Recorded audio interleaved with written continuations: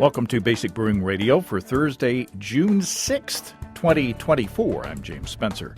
Here at Basic Brewing Radio, we're all about home brewing. This week I get help formulating the recipe for a big, hoppy double IPA from Matt Giovanisci of Brew Cabin and Josh Secaur of Gambit Brewing in St. Paul, Minnesota. We also sample Matt's Saison that he brewed from a recipe that we came up with on this show. And we taste an excellent Mexican lager bonus beer from Matt as well. If you want to support us financially, check out patreon.com/basicbrewing, and many thanks to everybody who was helping out in that way. If you go to patreon.com/basicbrewing, you can see a long list of stuff that you can access if you sign up as a supporter.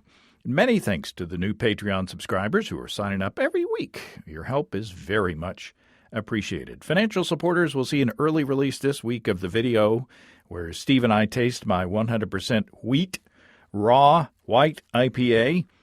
That was a bit of a problem child of a beer, but despite a stuck sparge and an explosive fermentation, I think it turned out pretty tasty.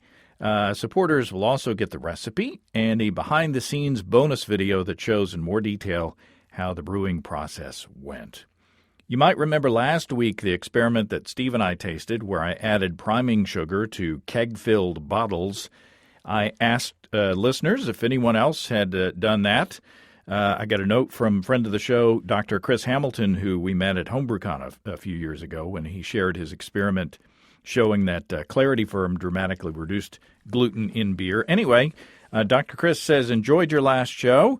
Wanted to share two things with you. First, yes, I have done this before when I had a beer on draft that I wanted to enter into a competition and hadn't planned ahead of time for bottles. I've only ever used one of the little conditioning tablets, but it seemed to work well, though I didn't do a side-by-side test. Second, I'm sure others do this too, but when I know that I want to have a few bottles to give as gifts or for a competition, I use my keg to bottle beer before I carbonate it. What I do is rack the beer to a sanitized keg and put the CO2 on at 15 psi at room temperature, and then disconnect the gas after about 10 seconds. Then I sanitize some bottles and add 3 to 4 conditioning tablets to each 12-ounce bottle. I fill up the bottles with a picnic tap or similar, and then cap. Sometimes the first few are foamy, so I'll let them settle for a minute and fill with more beer.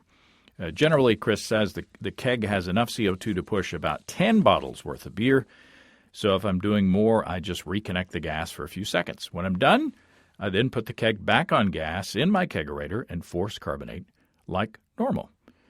Well, thanks, Chris. That makes sense. I figured somebody out there was using the technique. It's definitely something that I'll use in the future as well. Yesterday, I brewed the recipe that we're going to formulate in this show. It's a big beer, and the brew day went without a hitch. In fact, the stats of the beer came out very close to what we formulated. It's not much of a spoiler to say it went into the bucket at 1075 specific gravity. It's sitting out on the porch right now, bubbling away very happily. I used A37 POG from our friends and sponsors at Imperial Yeast. POG is Ebegarten Kveik. I pitched at 100 degrees Fahrenheit, or around 37 C, and within 6 hours, that airlock was rocking along. We had a thunderstorm roll through last night, so I expected, the cool air from the storm to slow things down a bit. But when I looked at it first thing this morning, it was still very happy and chugging along. It's supposed to warm up a bit by this afternoon, so I'm hoping the warm pitching temperature and the warm porch will bring out a lot of tropical fruit flavors and aromas from the POG. There's certainly a lot of hops in there to pair with it, and more to come with the dry hops. POG has been extended as the seasonal yeast from Imperial until August. So get you some to use on your own hot porch this summer. Ask your local homebrew store about A37 POG and check out all the dependable deliciousness at imperialyeast.com. That's imperialyeast.com. Okay, let's get with Matt and Josh to come up with a big and tasty hot porch double IPA. Matt Giovanisci, welcome back to Basic Brewing Radio. Thanks for having me back. And Josh Secaur, welcome back to Basic Brewing Radio. James, thanks for having me back. Matt, you're of Brew Cabin, and Swim University. And Josh, you're of Gambit Brewing Company there in St. Paul, Minnesota. And we two of us are drinking Matt's Saison, which was inspired by a recipe that we've come up with on the show. And Josh, you were drinking a Saison of your own. And I meant to mention this last time we were together, but you sent an email saying that you got a bit of recognition for that Saison recently. Yeah, we did. We won a gold medal in the Minnesota Brewers Cup for this Saison called Zizu. So that was a pretty cool honor for a brewery as young as we are. Excellent. Congratulations. Yeah, thank you. And you also were recognized for the Kentucky Common, which we've had. Yeah, so I think every beer I send to you guys, we end up winning a medal for. So expect more regular shipments here pretty soon. Nice. Well, I think we're up for that, right, Matt? Yeah, sure. Twist my arm. So we had a little bit of a shipping issue. The other day, the UPS guy came up on the porch with this giant box.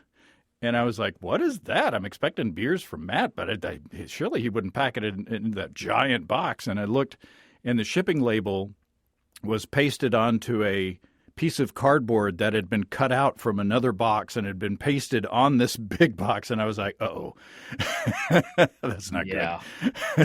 I opened it up, and the bottle came, you sent me 2 Saisons. Yeah.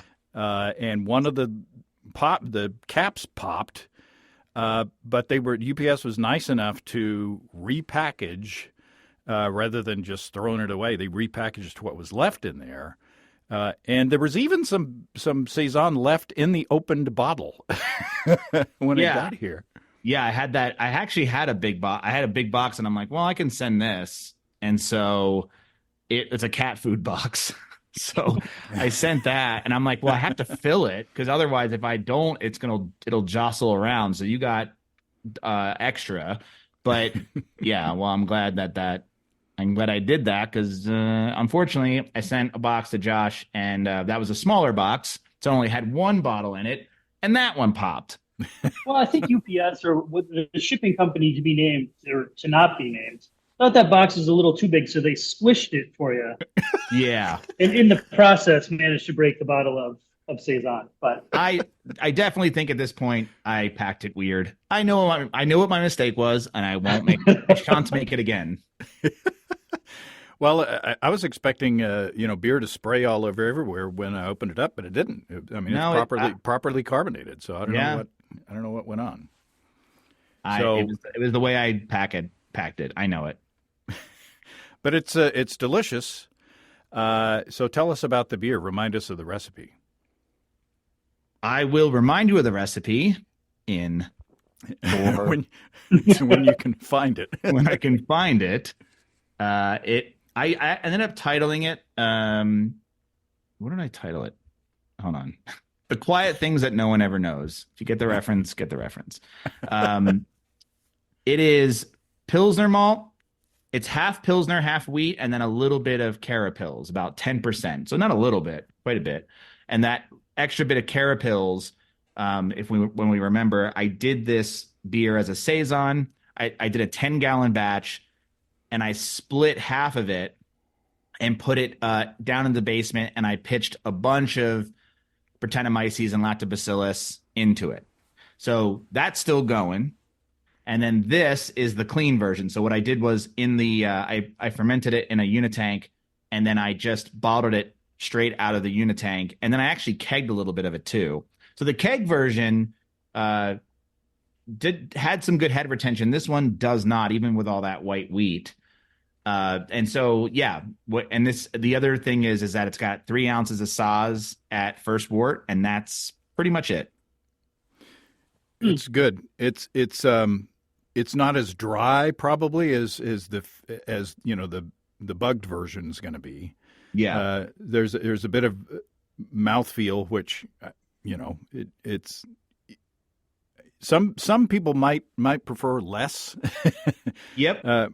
But I think it's good. I like it a lot. I mean, that was the point was to kind of beef it up and give something for the Brett to chew on later. Right. You know? Right. So this, I always knew that this wasn't going to be that great. But it's crystal clear. It's a little on the, I guess, is it dark to me or is it light to you? It's like a golden, Mm-hmm. but it's not. I mean, it's not super dark. No, and it's got it's got residual sweetness in it. Mm-hmm. Not too much, and it's not super saison-y either. It's like not very peppery.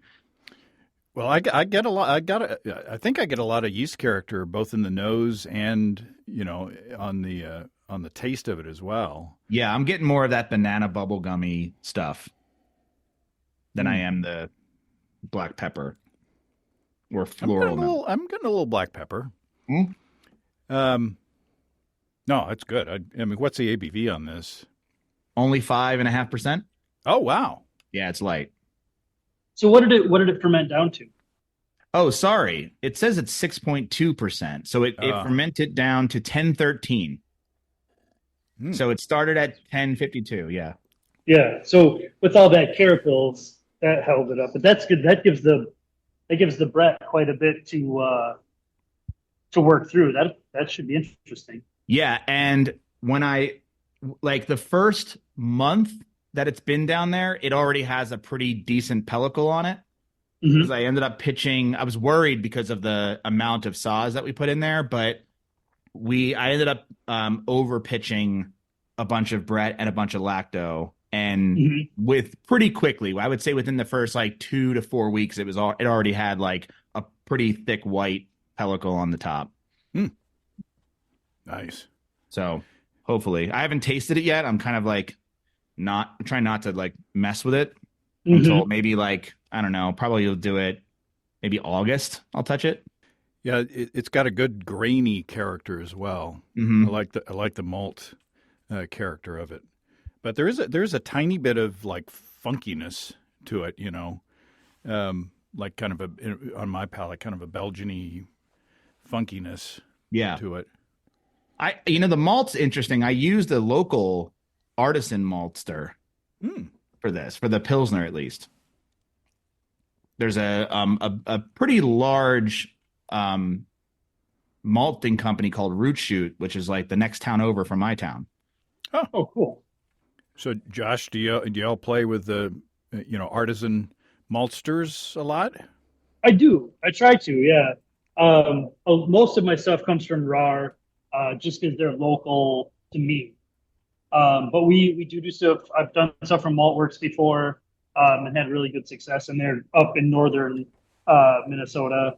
I've used some Malt Europe stuff, and they're malted down a couple hours south of us. So I try and use the local guys, but there's some other ones out around the country that I'd like to kind of play around with some too.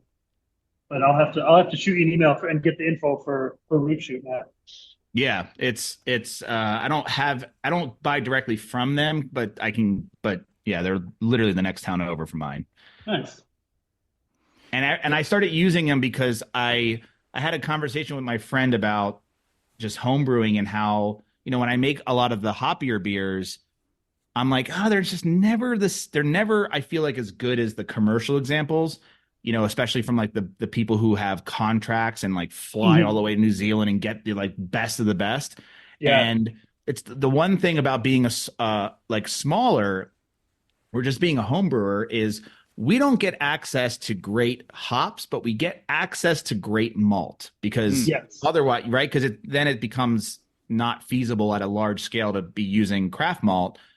But with hops, so I feel like if I'm going to try to be really good at brewing a home brew, I feel like that's one lever that I can pull that a larger brewery can't. Yeah, and you can experiment with these sort of untried maltsters and that are doing some like Sugar Creek, they're doing some things like with their what is it, wind malt, where it's just not kiln and it's just dried out in the air and these things that larger breweries might not want to take a chance on. Right. But 5 or 10 gallons, why not? I just wish we could get great hops, though. I wish we could just whatever. I don't know how to get it, where we can get like what these really big New England IPA brewers are getting. That would be nice. You and me both, Matt. You and me both. Yeah, yeah. I know they sucked up all the contracts. Yeah, I hear there's a hop glut now though, and that there's they got more hops than they know what to do with. So that's what I hear anyway. Maybe that kind of trickles down to us. Yeah, us, the few home brewers that are left, we can. Yeah, that's true. So talking about hops, are we ready to talk about the beer that we want to formulate next? Yeah. This is a delicious beer, and I'm going to continue sipping on it. And we've got a bonus beer at the end that you sent as well. Yeah, that one I'm real proud of.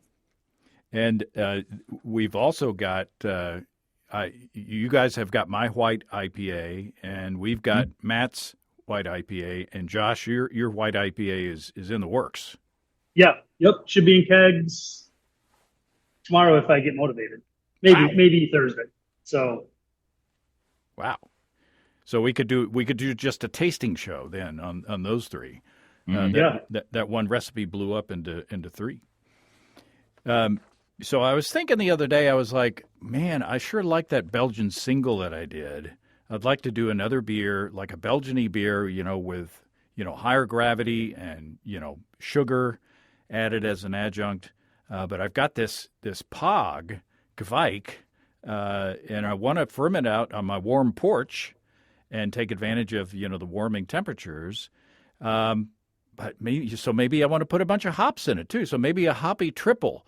And I was thinking, wait a minute, a beer that's got a lot of like light grains and has got sugar in it and has got a lot of hops. That's pretty much a double IPA. Yep. So I thought, well, why don't we just do a double IPA, and do it with Gwijk and see what happens. See if we can take advantage of some of those mango-y flavors that I'm hoping to get out of this Pog. And it's been a long time since I've done a double IPA. In fact, I can't pinpoint when I've actually done an official double IPA. Mm-hmm. And so I remember back in the day when I first heard that Vinny Cilurzo was adding sugar to his double IPAs. That back in the day was kind of like, what? He's putting sugar in this IPA. Mm-hmm.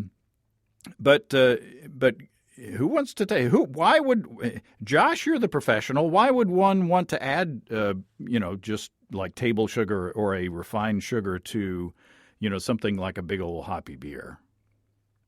Just really on the basic of it is you're going to get a little bit higher gravity, but you're going to it makes it easier for the yeast. So you can drive your final gravity down and dry the beer out some, because a lot of times, you get the higher ABV beers and they kind of finish sweet and it's hard to drink a lot of them. But if you put a little sugar in there, help the yeast out, it dries everything out. It makes everything a lot more drinkable. Yeah, it's less syrupy. I mean, we've all had giant, giant hoppy beers that are they're at the end of the sip, it's kind of like a lot of residual sweetness. Yeah, for sure. But a well done big old double IPA you could drink way too much of in a hurry because it keeps you wanting to come back for more. Right. So Matt, do you have experience with the style? Yeah, more on the New England side of things than the West Coast side of things. But yeah, or I guess I should say East Coast versus West Coast. But yeah, did I just do one? I feel like I just did one. Oh, I did. I got an 8%. I do have an 8% IPA on tap right now, as a matter of fact. Wow. Now, did you since it's a New England beer, did you add sugar to the malt bill? Yes, I added a pound of dextrose to it because my system, I max out at 18 pounds of grain and it doesn't really go above 7, maybe 7.5, depending on what I mash at. Mm-hmm. Huh. So it was more for gravity than for mouthfeel. It was 100% for gravity, yes. Just to get it to 8, just so I can call it a double. That was it. So where should we start? I mean, should we get fancy with the malt bill, or should we just keep it simple? Should we just do straight, say, either Pilsner malt or two-row, or should we add some, since we're wanting to dry it out, do we want to add some specialty grains in there as well? Yeah, I think you could. I think it depends on if you want, you could do something that's like the mid 2000s kind of crystal malt double IPA, which I've done one here at Gambit, and the nostalgia of it was good, but I don't know that I'll make it again. Mm-hmm. But the newer style where everything's real light, the hops are handled almost more like a East Coast IPA, like a hazy.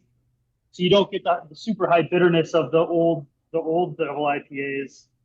It's almost like a hybrid. I think there's a style for it now. If it's like a new school or a juicy West Coast or something like that.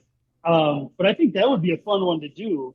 Try and keep it clear, crisp, but that higher ABV and a bigger kind of hop character without all the bitterness. Mm-hmm. Yeah, I mean, you could stick with straight two-row or Pilsner malt, and then add and then do the sugar as the rest to kind of get it to be a double, and then call it a day. Or could we add just a little bit of like crystal just for color? You could for sure. Yeah, just like I would do a lighter crystal like a C10 or something like that instead of like something darker like a 60. But although it could probably work, you can kind of make it work however you want with an IPA now. Yeah, the only hesitation I have towards that is you're sacrificing the potential for getting to a double with that. Right? So it's like, hey, if we just did, I mean, I don't know how many pounds can your system hold? Oh, well, I've got I'm only planning on doing 5 gallons, and I've got a 10-gallon system, so we don't have a problem there. Okay. Yeah, because I mean, as long as you add more sugar, but if I put in 15 pounds of two-row and 1 pound of sugar on your system, it gets us to exactly 8%. At mashing at 150. Now we could mash lower and maybe bump up a couple of points. If you wanted to add a little bit of an orangey color, you could do the crystal malt, when that would sort of replace what would be maybe like your Carapils or your Carafoam malt in a New England IPA to give you some more mouthfeel, because that sugar is going to be left over, and it's not, not all of it will be left over, but I guess some of it will, right? Mm-hmm. So you were saying 15 pounds of, say, two-row? That was 15. I just put it in real quick. 15 pounds of two-row and 1 pound of dextrose at 15 minutes gets us to 8%. I mean, we could even bump up the sugar. We could, if we added crystal malt to that, that's going to bump it up a little bit, I'm sure. What if I had added just plain table sugar? Does that make a difference in the fermentability? That's a good question. I don't know. Wouldn't think it'd be a huge difference. No, I doubt it would. Yeah. What would it be? Sucrose? There it is. Yeah. Sucrose. Let's do 1 pound of table sugar and replace the deck. Okay. Well, hold on a second. Yeah, actually, well, according to this, it brings it to 8.1% if we did that. Let's do that. All right. Yeah. I guess sucrose is more fermentable than dextrose. And then in theory, and I'm open to suggestions, but back in the day when I would make a lot of pale ales, or what I call pale ales, 60 Lovibond, like a pound of 60 Lovibond crystal was kind of my go-to with like 10 pounds of two-row. What if we put like half a pound or 8 ounces of 227 grams of 60 Lovibond crystal in there? What, in addition to everything else, just for a little bit of color? It's going to give you, at 8 ounces in 15 pounds, it's probably not going to give you a ton of flavor.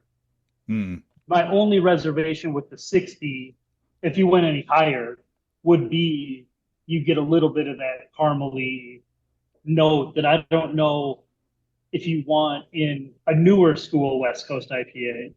Okay. I think most of those guys are doing almost just all Pilsner malt and, maybe sugar, maybe dextrose or dextrin malt for a little bit of head retention and stuff. But that's not to say you couldn't do it and make it that cool orange kind of color. And I wonder if it would clash with the fruit of whatever Pog's going to bring to the table. We could skip it. You've convinced me. All right. It was more keep it simple. Yeah, it was more for a nostalgia than anything else. Well, so yeah, I feel like because part of me, it would be awesome to do something like torpedo. Like extra. Do they make extra torpedo?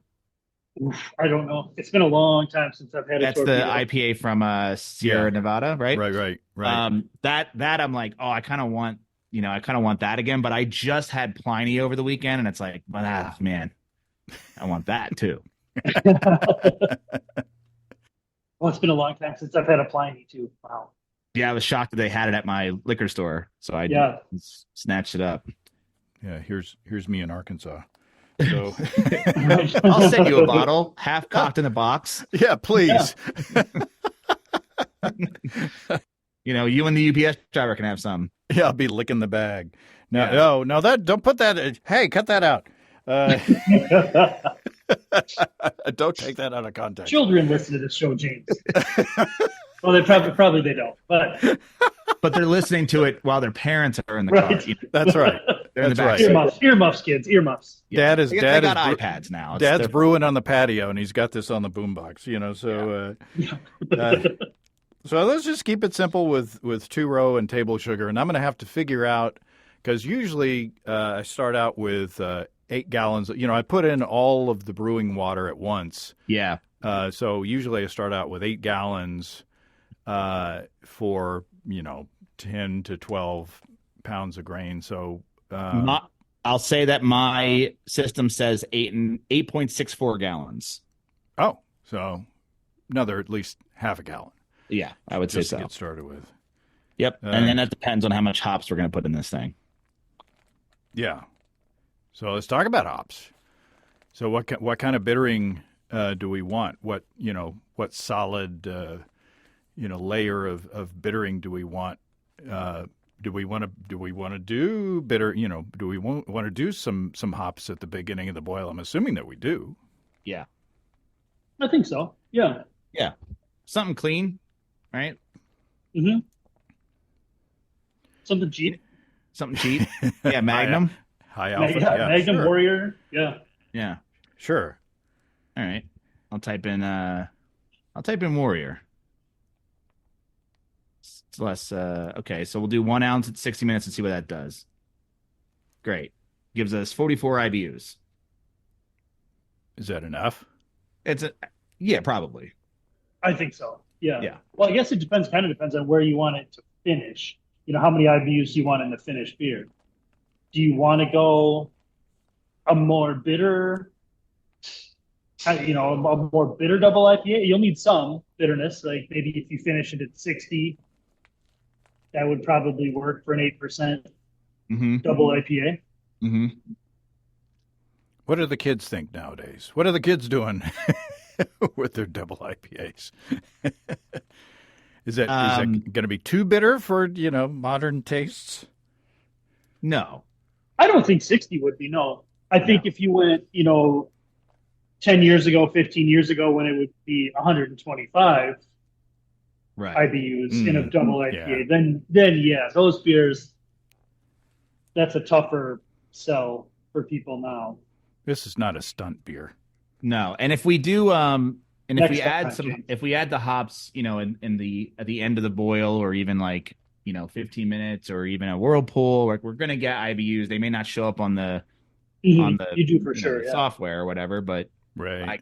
I kind of usually just give a baseline bitterness, so it's like, okay, this is going to have bitterness in it, and then, like clean bitterness, and then whatever I throw in after the fact, I just let that kind of ride personally.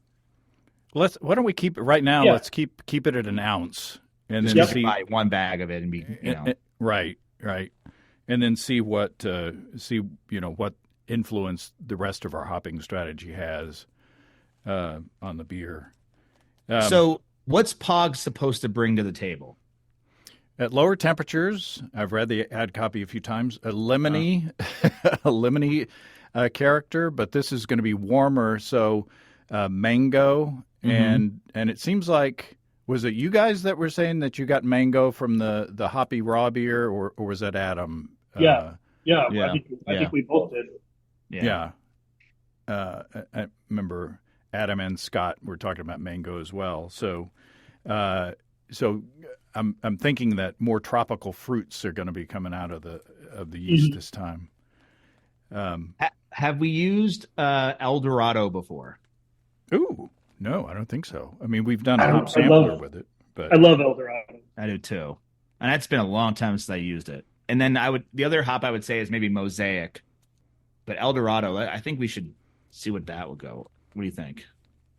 In Arkansas, there's a town called El Dorado, but I think it's El Dorado. It's El Dorado. It's like we have a town here called Buena Vista or Buena Vista. People say. Yeah. I've heard it both ways. We've got Nevada counter too. So, no, I've been taking Spanish on Duolingo for 1,046 days or something. Yeah, it's El Dorado. Wow. It's also Amarillo, but nobody's saying Amarillo hops. Yeah. So, I believe that means yellow, right? Is that accurate? Yeah, that's right. Very good. Yeah. Muy bueno. Okay. All right. So El Dorado. Yep. Mosaic. Do we want to do Amarillo? Amarillo? That was the other one I was thinking, actually. It seems to be a recurring theme, but I'm all for that. Yeah, for sure. All right. So here's my thought. 2 ounces. So I figured let's hit a lot of the on the hot side, and let's also hit a lot in the dry hop, but just do equal parts all 3. So 6 ounces in the whirlpool and 6 ounces in the dry hop. Oh, okay. How's that feel? How's that grab you? 2 ounces each in the whirlpool. So how long should I do the whirlpool? And my whirlpool is just turning off the heating element, essentially. Sure. So I usually go 15 to 30, somewhere in that range. We could split the diff and say 20, but 20. Yeah, that's an easy way to go. 20. Yeah. Wow. Okay. Yeah, I ought to get plenty of bitterness from that. All right. And then the same amount at dry hop. Correct. Which would be like a day later. I have a question about this, actually, Josh. Yes. Do you notice? Do you dry hop at all during fermentation? Sometimes. Do you and why do you do that as opposed to late, like after fermentation? Well, the science on it is real fuzzy, but the biotransformation thing I think is real, and I think it's pretty yeast strain dependent. But I think the Kvite strains are pretty solidly proven to do some of the biotransformation. So to me, if I start dry hop at like maybe 15% of fermentation left to go, you get a little bit more of the tropical and the mango stuff out of some hops. Yeah. I wish somebody way smarter than me would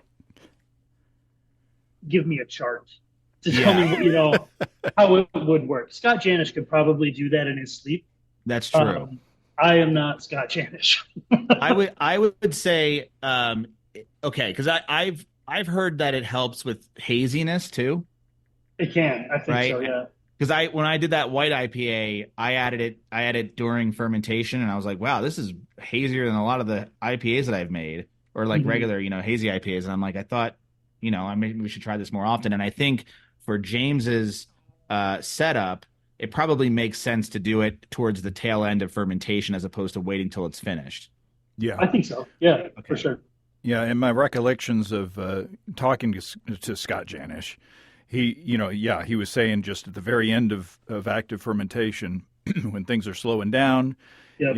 one benefit is the fermentation has the opportunity to scrub any extra oxygen that you introduce into the system as well. But yeah, and I think that he and Mike are advocates of a short period of dry hopping. Yeah. So Yes. maybe like Yeah. a couple 3 days. Yeah. And again, this is Kvike, and we're going to be hopefully fermenting it warm. So, Yeah. This whole process, I could be bottling on day 5, Oh, yeah. I think you're probably dry hopping the day after you pitch. I literally Maybe wrote, 2 days, but dry hop Yeah. on day 2 Yeah. because it's going to be, it could be done by then. Yeah, I think- yeah, yeah. I agree. It's amazing, this stuff. It's, it's like a steam train out there. Yeah. it's you just make it angry and get the hell out of the way. Right.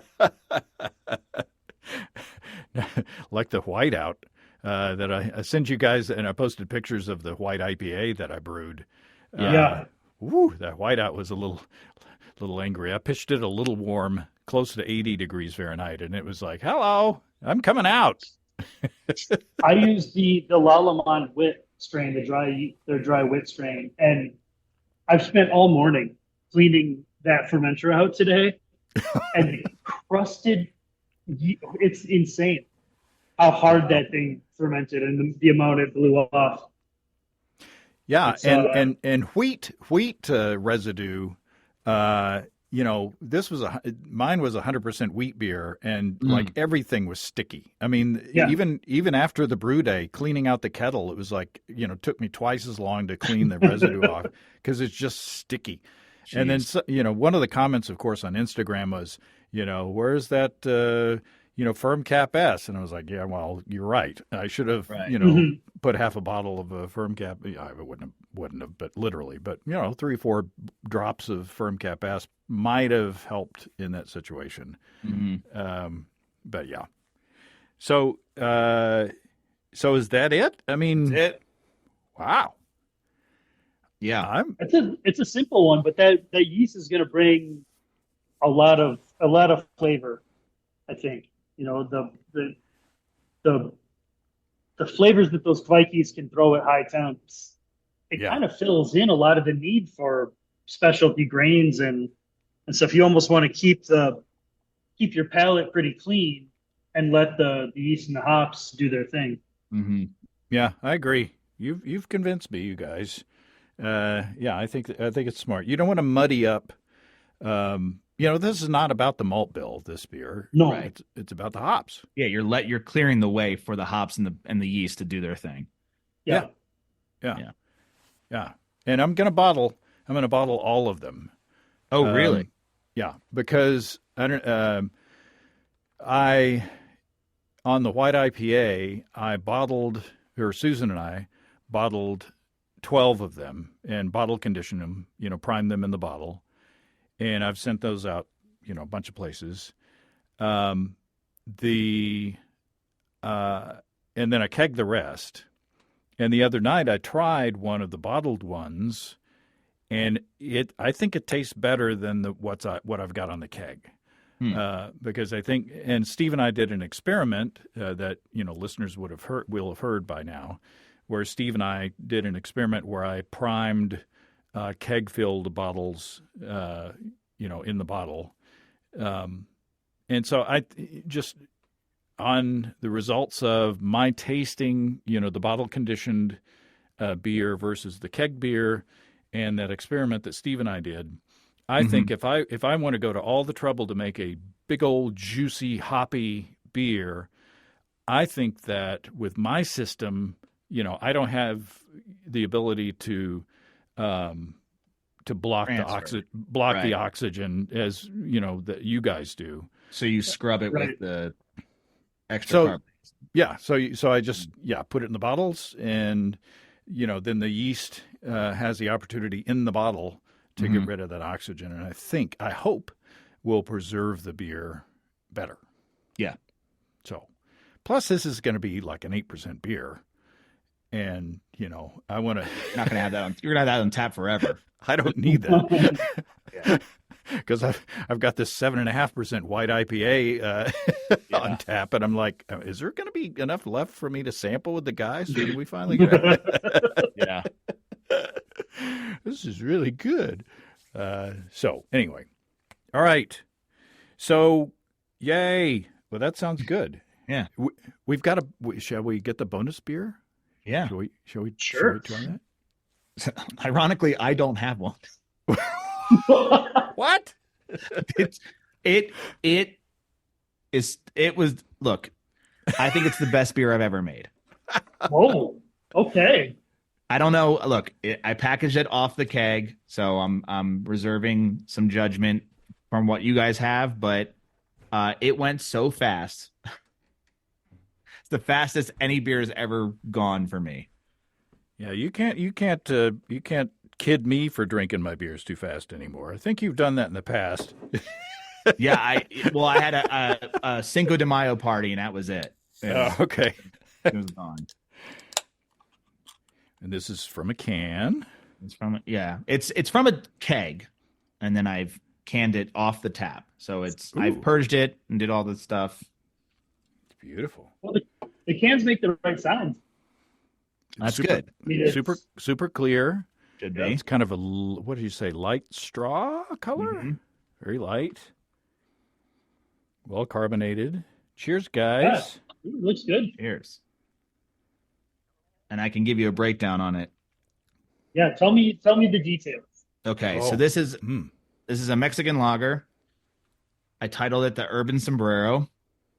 You get that reference also.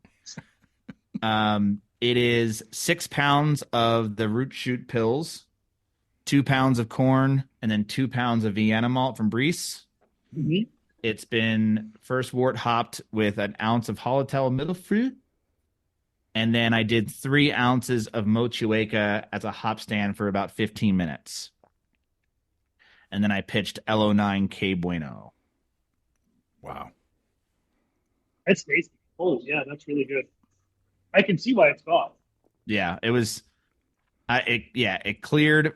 I mean, so the other thing too is so I lagered it at 50 degrees for probably 10 days, did a diacetyl rest, and then I lagered it for a month. So I made this back in March, or I want to say maybe even early April, and then lagered it for all the way for a whole month until Cinco de Mayo, and I tapped it on Cinco de Mayo.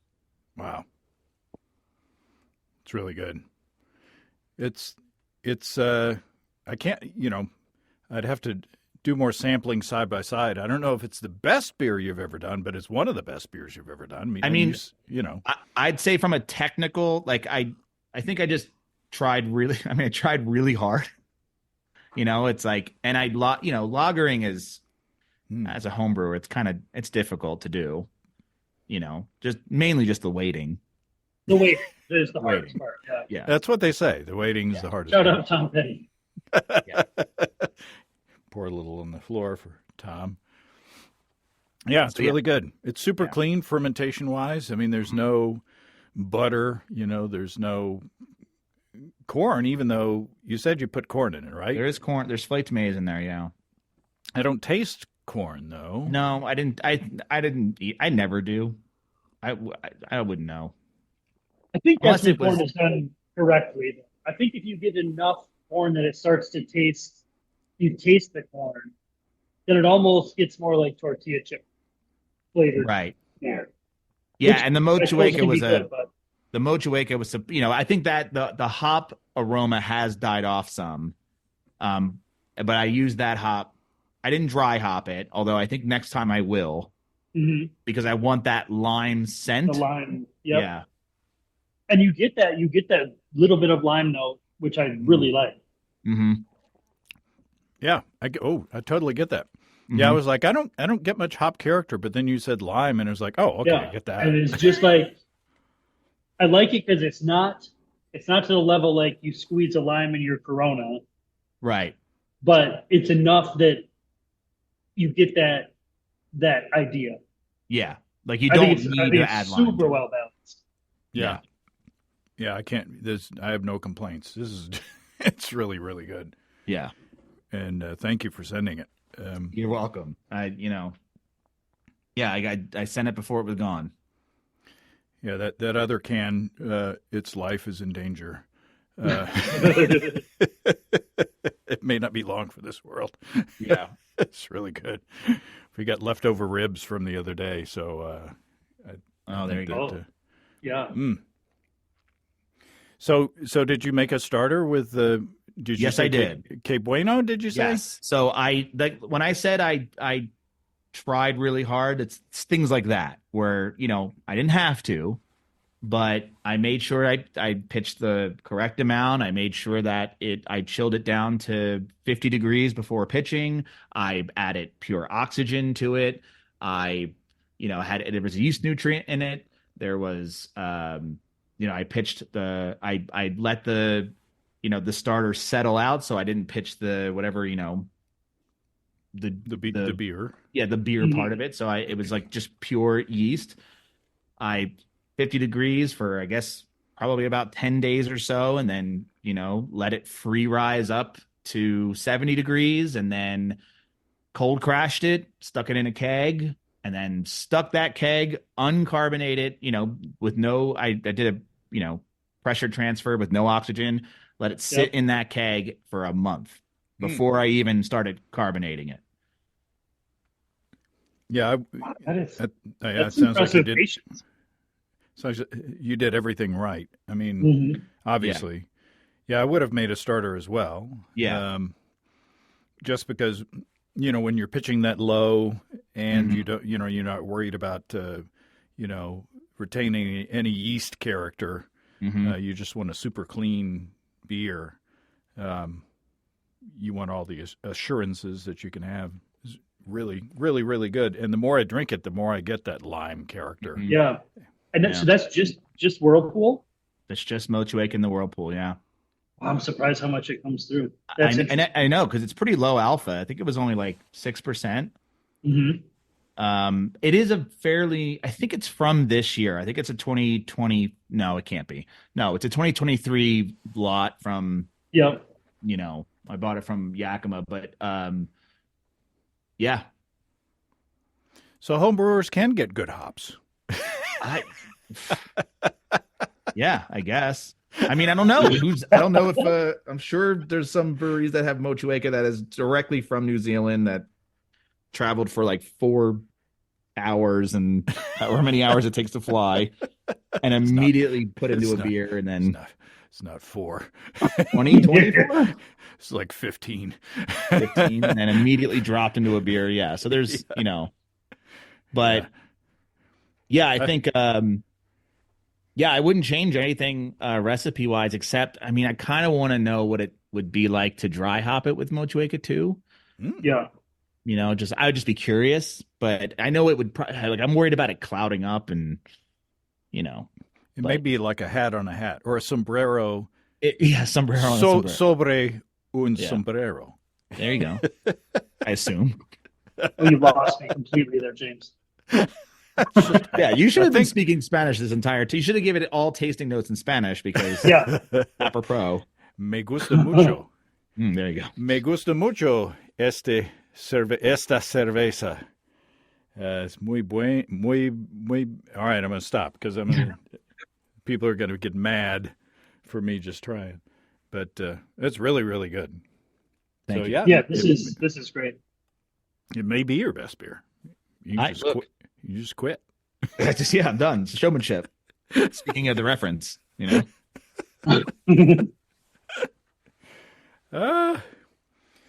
Well, guys, any other business before the before the committee? I don't think so.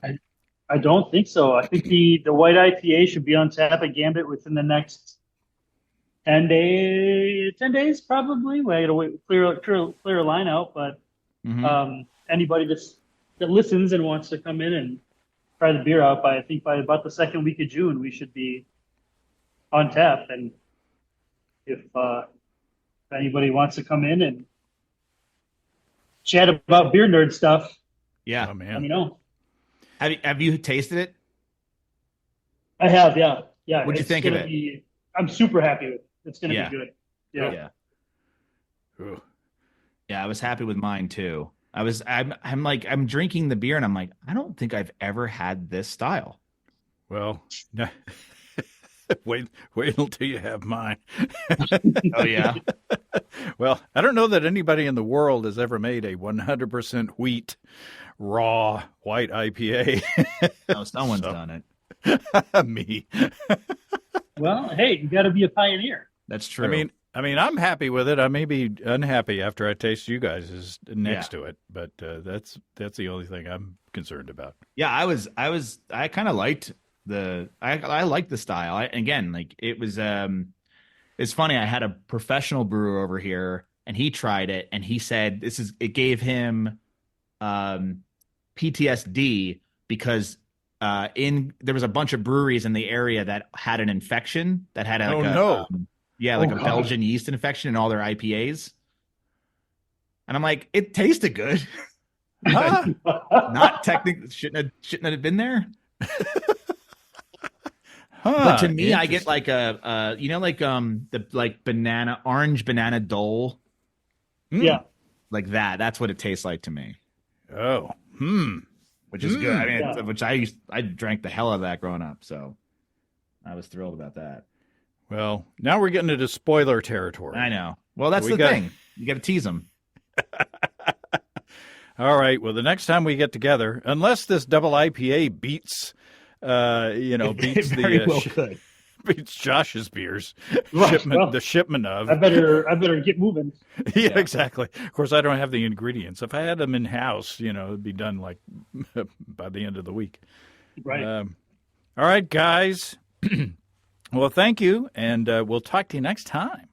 All right. Thanks, James. Thank you.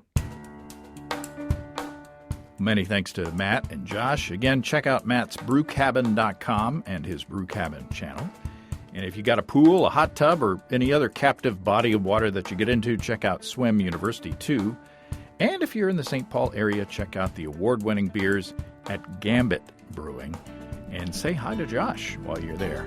If you have brewing questions, show suggestions, or just want to say howdy, write to James at basicbrewing.com or just fill out the contact form at basicbrewing.com. Please don't forget to tell us where you're from. Check out our mobile-friendly shop at basicbrewingshop.com. Thanks to everybody supporting us through our Patreon page. Special goodies coming your way. Check that out at patreon.com/basicbrewing. It's all until next time. Until then, thanks for listening, everybody. I'm James Spencer. Production help for Basic Brewing Radio and our website is provided by Kelly Dodson. Basic Brewing Radio is a production of Active Voicing. We'll talk to you next time, everybody. In the meantime, stay well and stay tuned. So long.